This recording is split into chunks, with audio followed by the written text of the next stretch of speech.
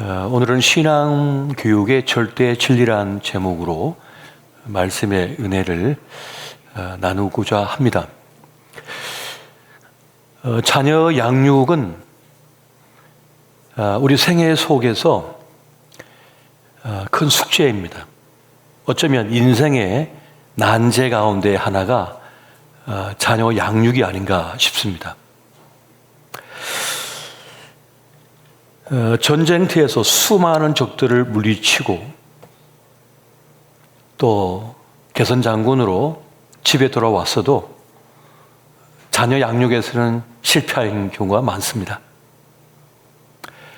국가를 경영하고 나라를 이끈다는 정치 지도자도 자녀 교육에서만큼은 힘을 못 씁니다.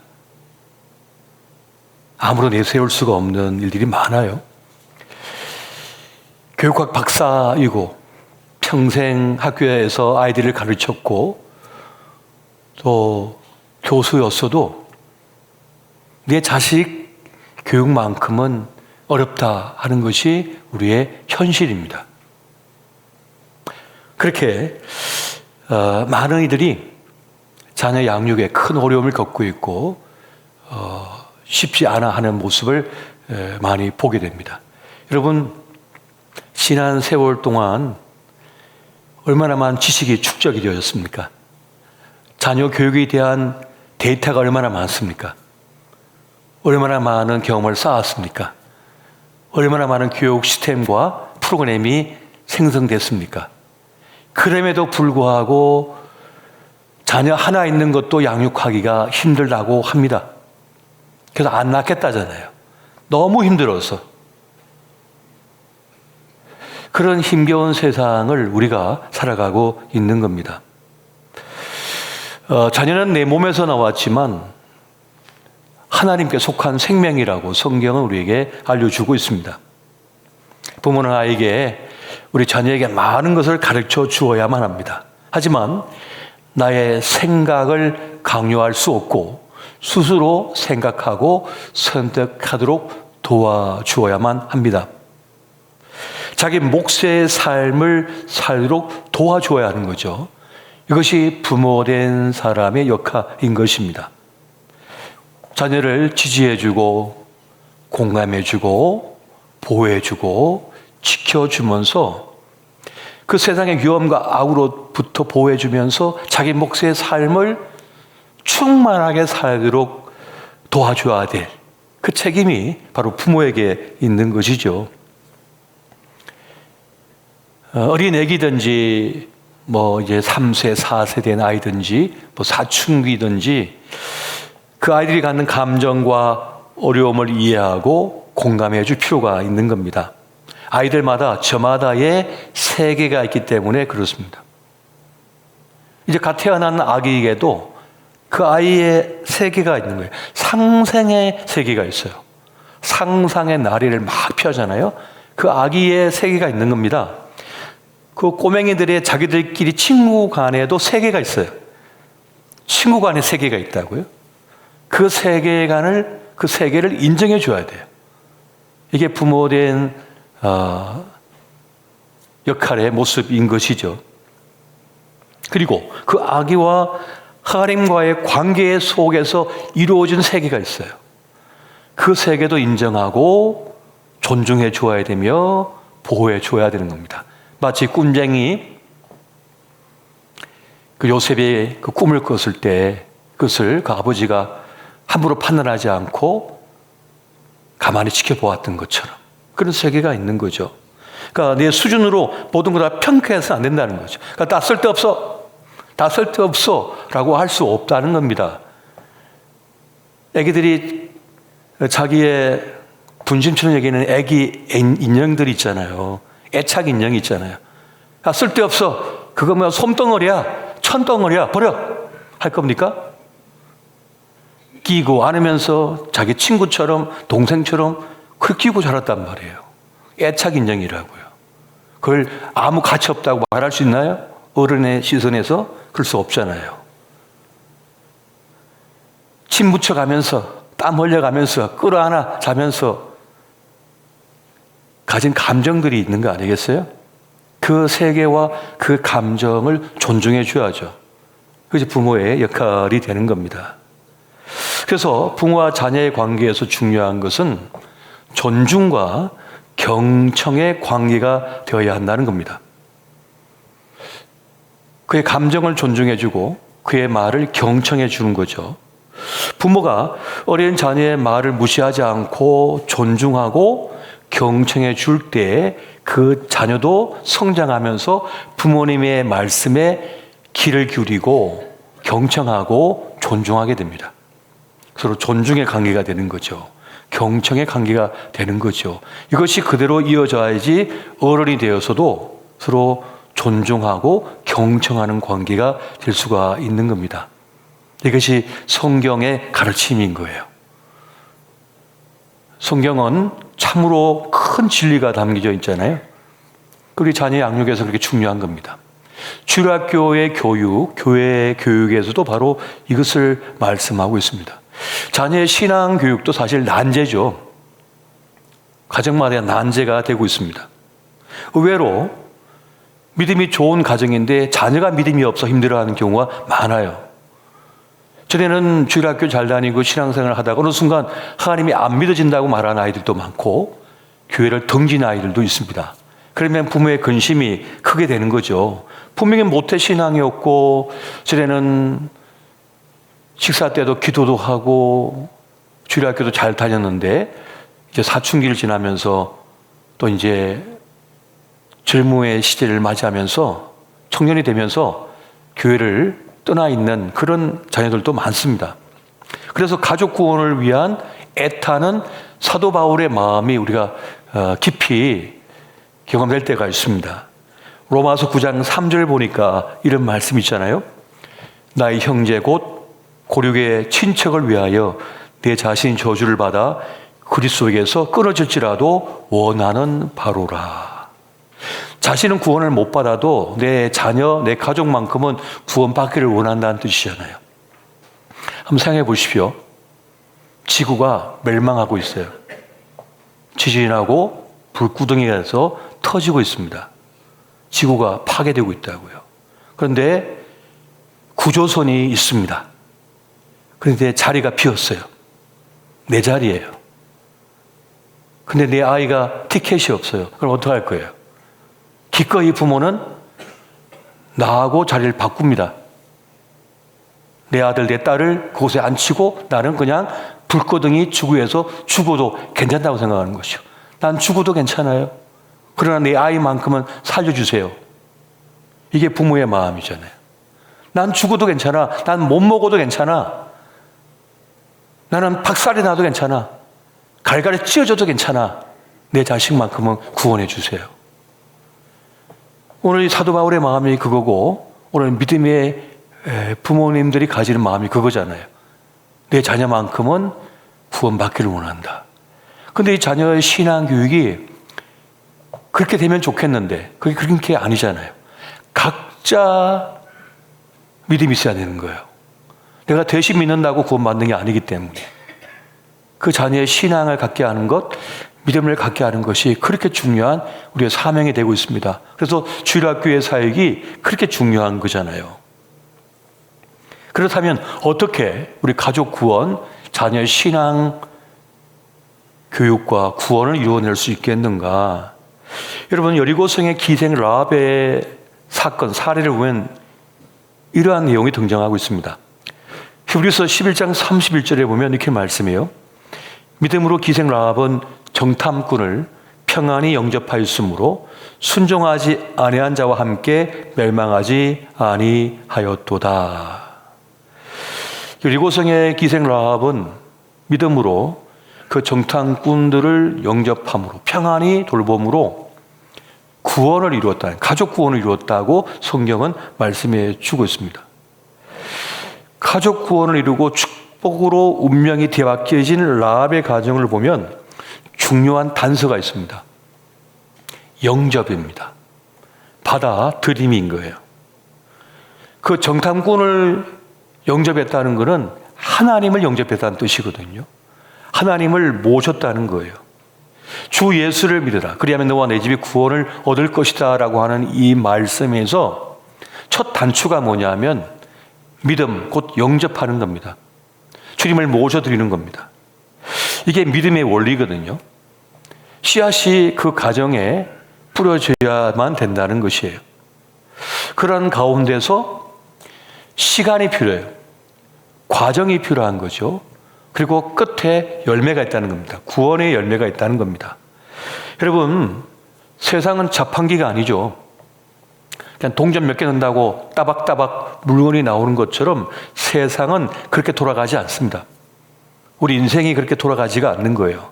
시간이 걸리고 과정이 필요하고 그리고 그 과정을 채워야만, 시간이 채워져야만 열매를 반드시 거두는 겁니다. 우리의 아이들의 믿음도 신앙도 시간이 걸립니다. 여물어지는 시간이 필요한 거예요. 그래서 너무 조급해하거나 두려워할 필요가 없습니다.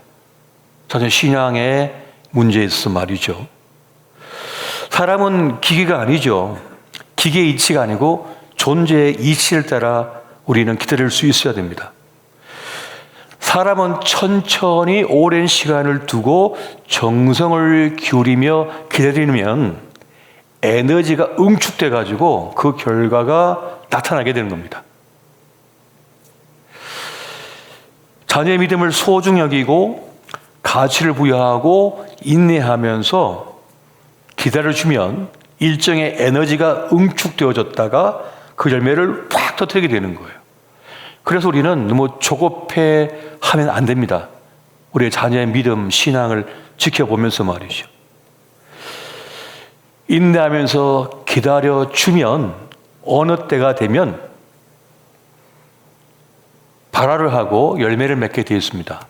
그러니까 자녀의 키가 자람과 같이 신앙도 성장 속도가 있다는 거예요. 성장 속도가 있어요. 이것을 우리가 인내하면서 기다릴 수가 있어야 되는 겁니다. 그리고 영적 사춘기를 마련하게 됩니다. 처음엔 잘 믿었는데 어느 순간 안 믿어질 수가 있는 거예요. 세상이 무신론자가 너무 많기 때문에 믿음이 도전을 받잖아요. 그러면 회색의 시간을 맞이하게 됩니다. 잘 안 믿어지는 거예요. 학교를 갔는데 나만 교회 다니고 전부 다 교회 안 다니는 거예요. 그럼 무신론자 속에 있는 믿음의 사람은 외로울 수밖에 없어요. 자기가 틀렸나? 이런 생각도 할 수가 있다고요. 또 학교 선생님이 진화론을 말씀하면서 창조론을 공격하면 기가 죽어버린다고. 그런 시간이 필요한 거예요. 그런데 하나님은 그런 시간까지도 허용하십니다.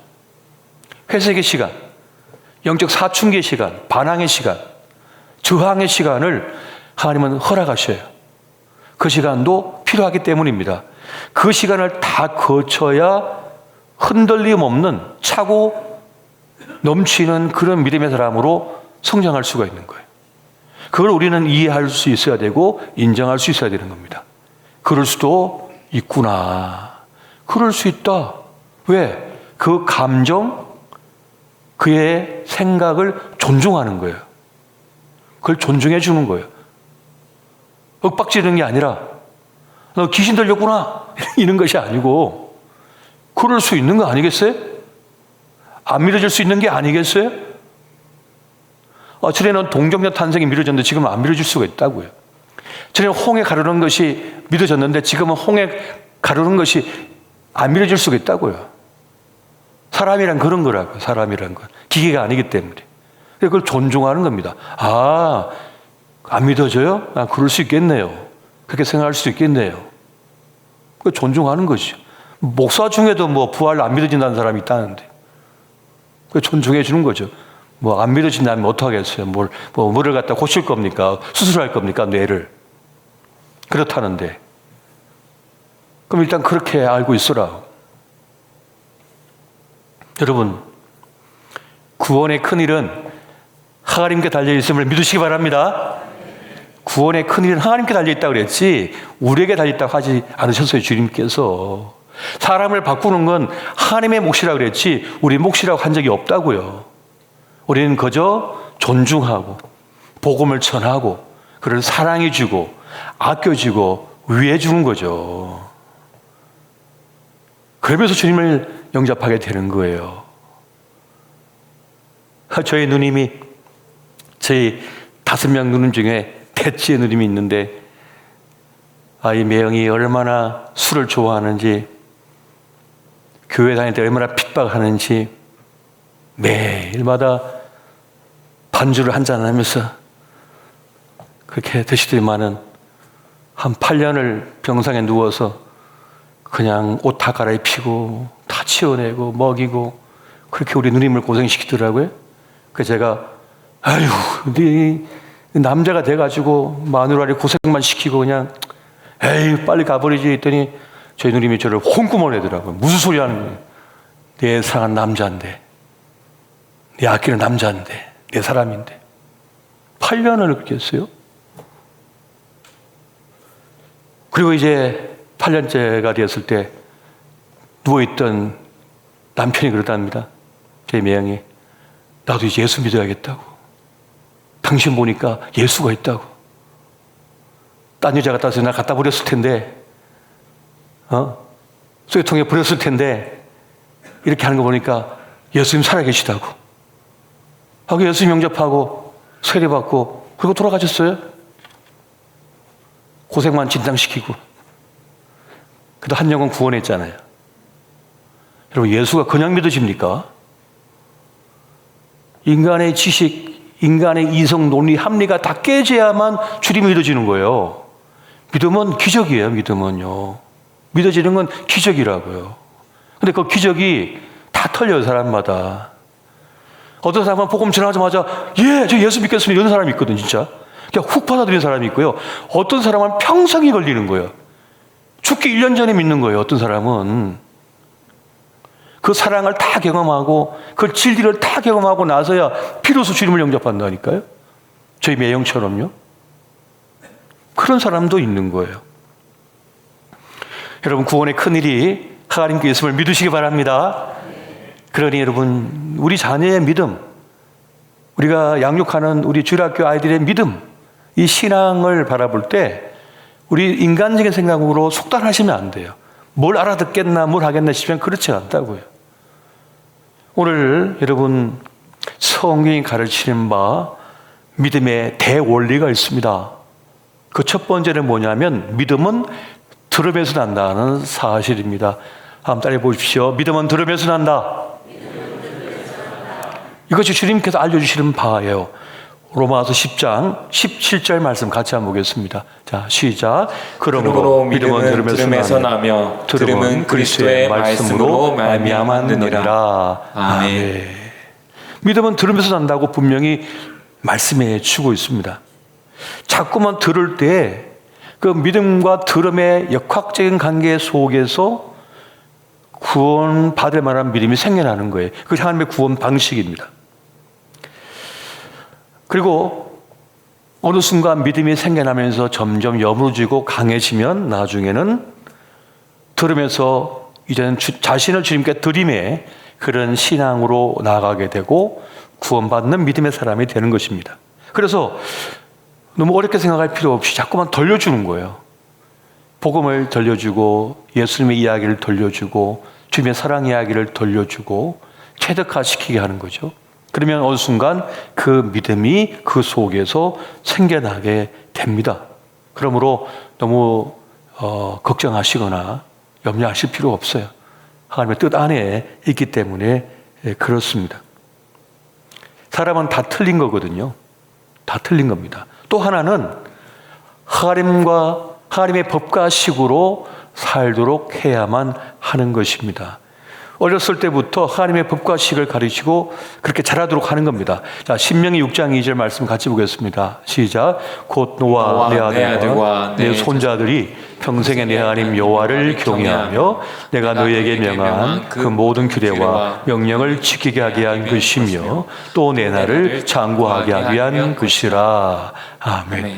하나님의 법도 율례를 가르치라는 거죠. 하나님 법과 식으로 양육하라. 그러면 우리의 자녀의 삶이 장구할 것이다, 길 것이다 라고 말씀합니다. 이것을 위해서는 부모님의 확고한 신앙관이 필요해요.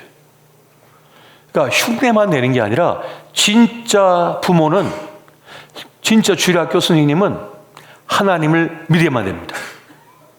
진짜 하나님을 믿는 흉내 내는 게 아니고요. 믿는 척 하는 게 아니고요. 진짜 믿어야 돼요. 사람은 영적인 존재이기 때문에 압니다.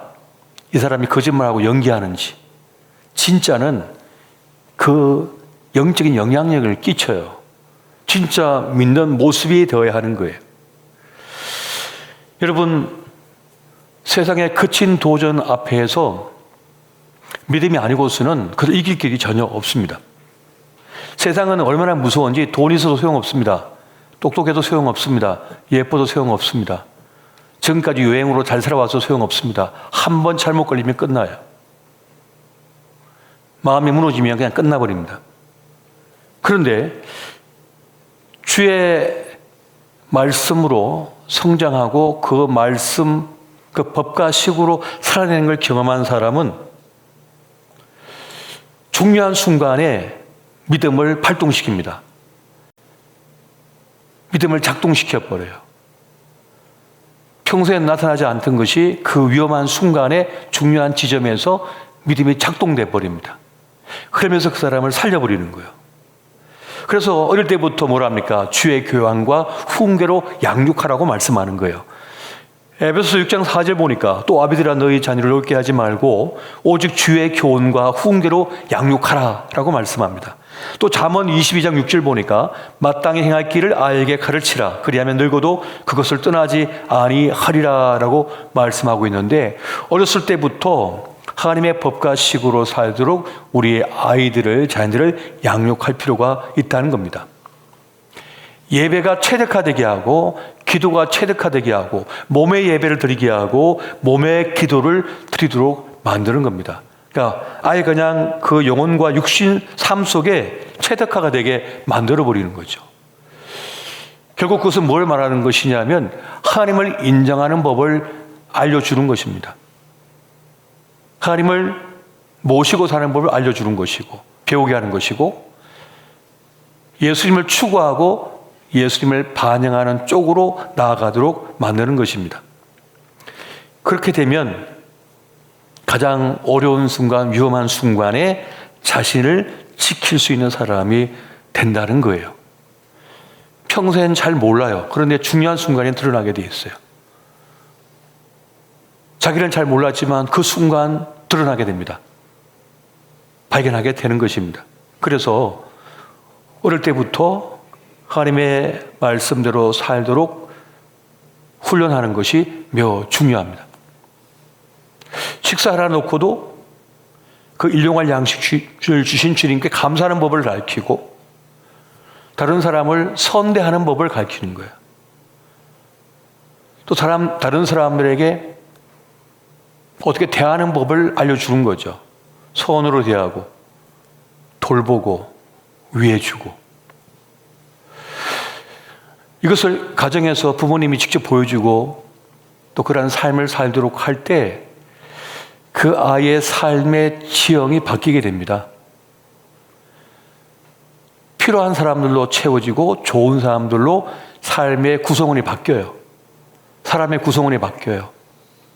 삶의 분위기가 바뀌기 시작합니다. 그것이 그 아이를 지키게 되고 보호하게 되는 거예요. 그래서 우리는 하나님 법과 식으로 살도록 양육할 책임이 있는 겁니다. 세 번째는 하나님을 기대하게 하는 것입니다. 무엇을 하든지 하나님을 기대하는 삶이 되게 하는 것입니다. 여러분, 사람들은 모두가 미래를 두려워하거든요. 그런데 내일은 하나님의 것이거든요. 그러니까 하나님의 사람은 내일을 두려워하는 게 아니라 불안해하는 것이 아니라 하나님을 기대하는 삶을 사는 것이거든요. 하나님 믿는 사람은 그 믿음 때문에 미래를 두려워하고 불안해하는 게 아니라 도리어 기대를 합니다. 하나님께서 나를 어떻게 살게 하실까? 앞으로 AI 인공지능 시대는 주님은 어떻게 우리에게 혜택을 주려고 저러시나? 어떤 길을 열어주실까? 이런 기대를 갖는 거예요. 나의 살고 죽음이 주의 손에 있으니까. 그러니까 믿음의 사람이 가지는 생각, 태도와 믿음이 없는 사람의 태도와 생각은 전혀 다른 겁니다. 전혀 다른 거예요. 여러분 이사야 41장 10절부터 13절 말씀을 같이 한번 볼게요. 같이 봅니다. 시작. 두려워하지 말라. 내가 너와 함께함이라. 놀라지 말라. 나는 내 하나님이 됨이라. 내가 너를 굳세게 하리라. 참으로 너를 도와주리라. 참으로 나의 의로운 오른손으로 너를 붙들리라. 보라, 내게 노하던 자들이 수치와 욕을 당할 것이요 너와 다투는 자들이 아무것도 아닌 것 같이 될 것이며 멸망할 것이라.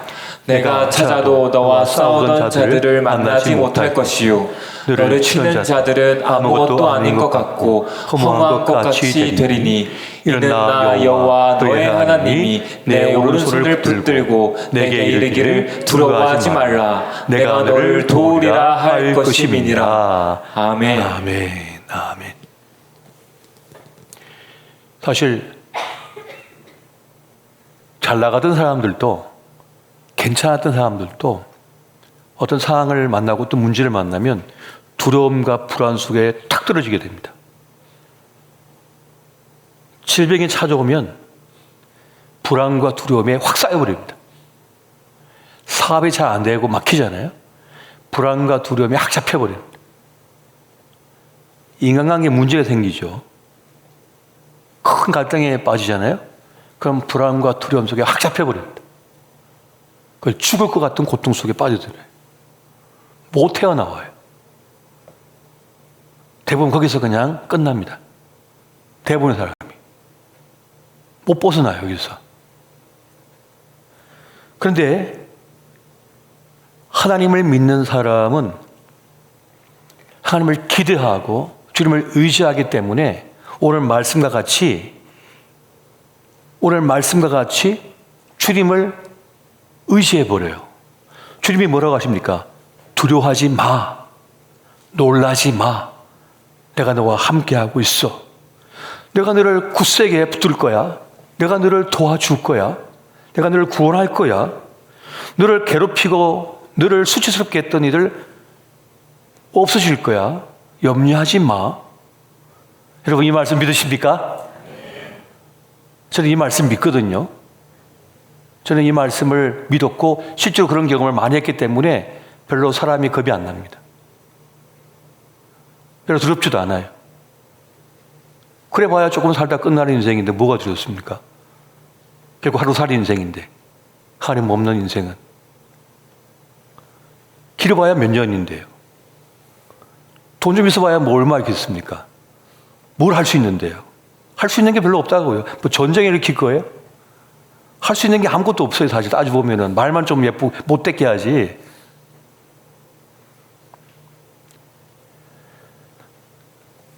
하나님을 믿는 분들은, 하나님을 진정 믿는 사람은 나의 살고 죽음이 주님의 손에 있다는 걸 믿기 때문에 그렇게 사람이 두렵지도 않고 그 상황이 그렇게 두렵지도 않아요.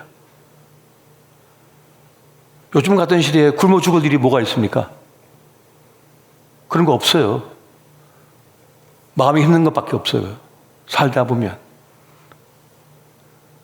전쟁통에도 우리 부모님 다 살아냈는데 뭐 못 살아냅니까? 마음이 무너져서 문제가 되는 거죠. 주님이 분명히 말씀합니다. 내가 오른손을 붙들고 내가 너를 지킬 것이다. 내가 너를 도와줄 것이다. 라고 말씀하거든요. 여러분 이 사실 믿으시기 바랍니다. 주님은 우리 돈벼락 안 맞게 하십니다. 돈벼락 맞으면 예수님 버리고 도망갈 거기 때문에 돈벼락 안 맞게 합니다. 그런 걱정하지 마세요. 너무 가난하게도 안 만드십니다. 주님께서. 너무 비참해질 거니까. 나에게 필요한 걸 채워주시고 돌보시고 필요한 사람을 붙여주시고 인도해 주실 거예요. 이게 하나님의 개입하심이고 돌보시고 구원하심이거든요. 그래서 하나님이 너와 함께 하시니 너무 두려워하지 말라고 우리 자녀에게 말해 주어야 합니다. 뭐 걱정하지 말라고 말해 줄 사람이 필요한 거예요. 그게 누굽니까? 주일학교 교사들인 거예요. 그리고 부모님인 거예요. 믿음의 부모님인 거예요. 누가 얘기해 줄 겁니까? 대통령이 얘기할 겁니까? 또 국무총리가 얘기합니까? 오직 믿음의 부모님과 주일학교 선생님들만이 그 얘기를 할 수 있는 거예요. 하나님이 너와 함께 하시고 너를 지켜줄 거니까 염려하지 마, 두려워하지 마. 하나님을 기대해라. 그래서 모든 소망이 다 끊어졌을 때 주님을 바라보잖아요. 그럼 본죽을 만든 그 회장님 얘기 들어보십시오. 포장마차 하다가 쫄딱 망해가지고 그래도 또 하나 포장마차 하면서 끌고 가다가 새벽에 집에 터덜터덜 돌아가다가 저 십자가를 바라보면서, 개척교회 십자가 바라보면서 옛날에 우리 어머니가 이게 속이 쓰릴 때는 죽을 해 주셨는데, 그러면서 갑자기 반짝하면서 저 새벽에 저 사람들 밥을 먹고 출근할까? 죽을 만들어 팔면 어떨까? 그 자기 어머니가 해주던 죽이 생각나서 본죽을 만든 거 아닙니까? 본죽. 주님의 마음을 가지고 저 속 쓰린 사람들 배를 채워줘야겠다 해서 만든 게 본죽이에요.